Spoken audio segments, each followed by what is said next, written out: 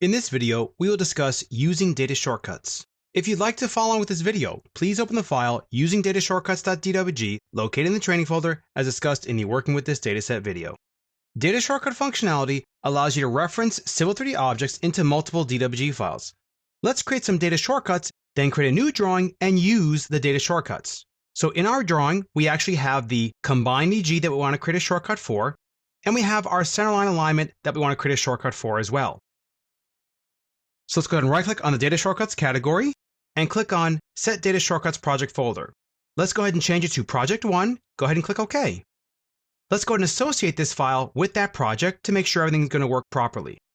We'll click on Associate Project to Current Drawing, click OK, and now you can see that Project 1 is associated to this file. As you can see, we have no shortcuts yet for this project. So let's go ahead and create some. Right-click on the header and click on Create Data Shortcuts. If you get the warning, the drawing has not been saved, that's because you have to save the file. So let's go ahead and save our file. Now right-click and choose Create Data Shortcuts. So what we want is the combined EG, and all we need is a bypass 1 alignment. We'll click OK.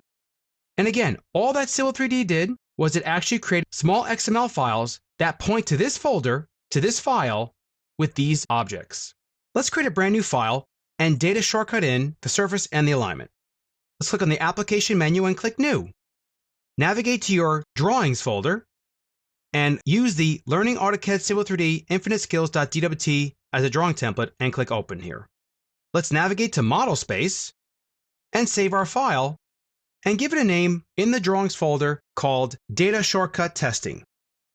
Now let's assign this drawing to the Project 1. So right-click on the Data Shortcuts category and click Assign Project to Current Drawing. Make sure Project 1 is there, click OK, and now it's applied to the drawing. To create a data reference, you simply expand it in the project, right-click and choose Create Reference. Notice how you can give it a totally different name if you want to, and you can even change the style if you want to. For now, we'll keep it as the ones that were originally saved in the file. Click OK, do a zoom extents, and there's our surface data shortcut in the file. Let's do the same thing with the alignment. We'll expand the centerline alignments, right-click, Create Reference.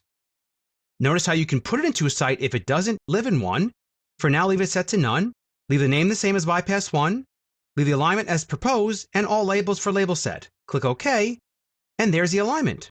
Now, if we navigate to the other file, notice how it has a totally different style for the alignment. This is totally okay. Again, you can restylize it however you need to in the files that you data shortcut in.